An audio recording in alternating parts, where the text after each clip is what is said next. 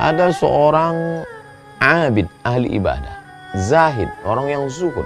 Dunia tidak masuk ke dalam hatinya. Dia bernama Ibrahim bin Adham. Dia dokter penyakit hati yang merusak hati, riya, sum'ah, penyakit sombong, angkuh, takbur. Lalu datang seorang laki-laki menemui Ibrahim bin Adham radhiyallahu an, bertanya, "Wahai Tuan Ibrahim bin Adham, aku ini pelaku dosa. Banyak sekali perbuatan dosa. Dan aku ingin berhenti. Kira-kira apa yang kira-kira bisa membuat aku berhenti dari dosa ini?" Maka Ibrahim bin Adham menjawab, 5 bilang kau lakukan, insya Allah kau berhenti dari buat dosa. Apa itu? Yang pertama,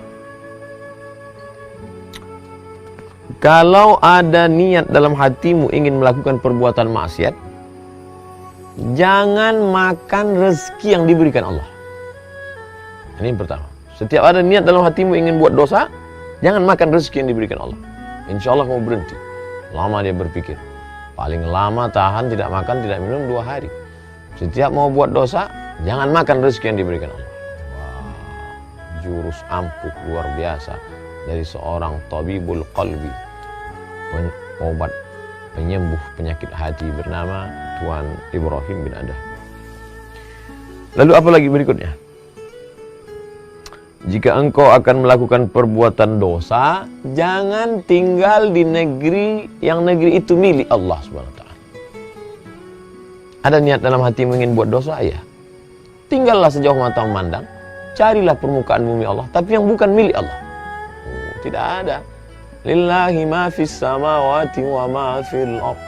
Segala yang di bumi, segala yang di langit milik Allah Subhanahu wa taala. Wah, tidak bisa. Nampaknya tak ada peluang untuk buat dosa. Lanjutkan yang ketiga. Jika ingin melakukan perbuatan dosa, cari tempat yang kira-kira di tempat itu engkau tidak dilihat oleh Allah Subhanahu wa taala. Ini lebih berat lagi. Wa huwa ma'akum aina ma kuntum. Dimanapun kamu berada, pandangan Allah, muraqabatullah, Allah senantiasa. Jadi kalau terlintas di hatimu ingin buat dosa, carilah di atas bukit, di tepi gunung, di tengah danau, di atas batu yang hitam, di tengah malam yang kelam. Kau tetap akan dalam pandangan Allah. La tudrikul absar wa huwa yudrikul absar. Dia tidak dapat ditangkap oleh mata, tapi dia dapat menangkap, melihat semua yang ada, punya mata di atas muka bumi Allah Subhanahu wa taala.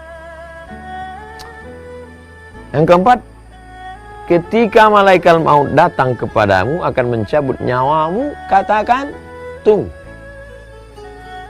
Ada dalam hatimu ingin buat dosa? Ya, silakan buat dosa. Tapi nanti ketika malaikat maut datang akan mencabut nyawamu, dapatkah engkau berkata, tunggu wahai malaikat, aku bertobat dulu.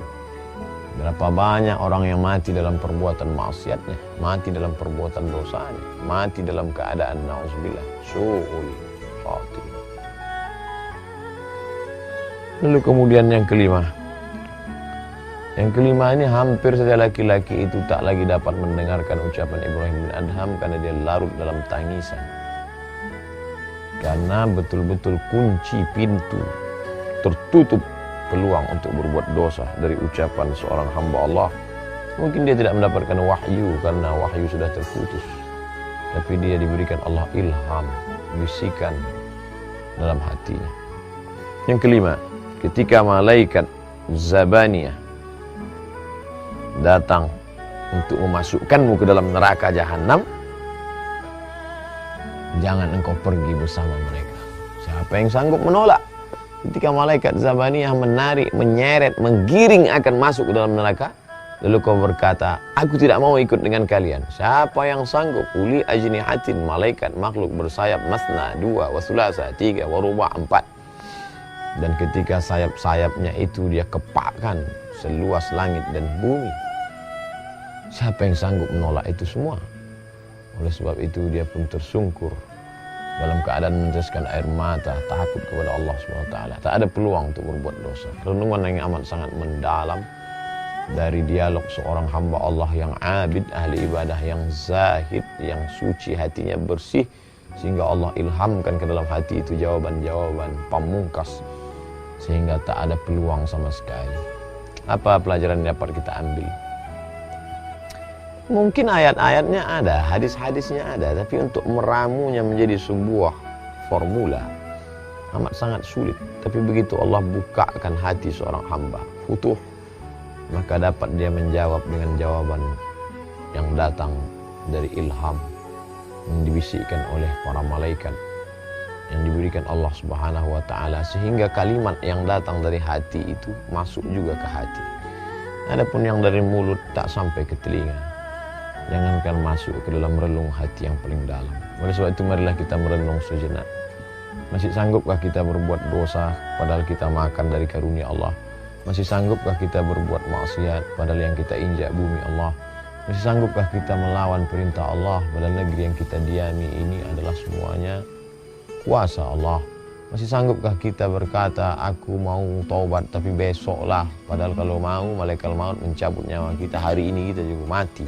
Bahwa banyak orang yang mati dalam keadaan tertawa, mati dalam keadaan menonton TV, mati dalam keadaan tidur sehingga tidak terbangun lagi.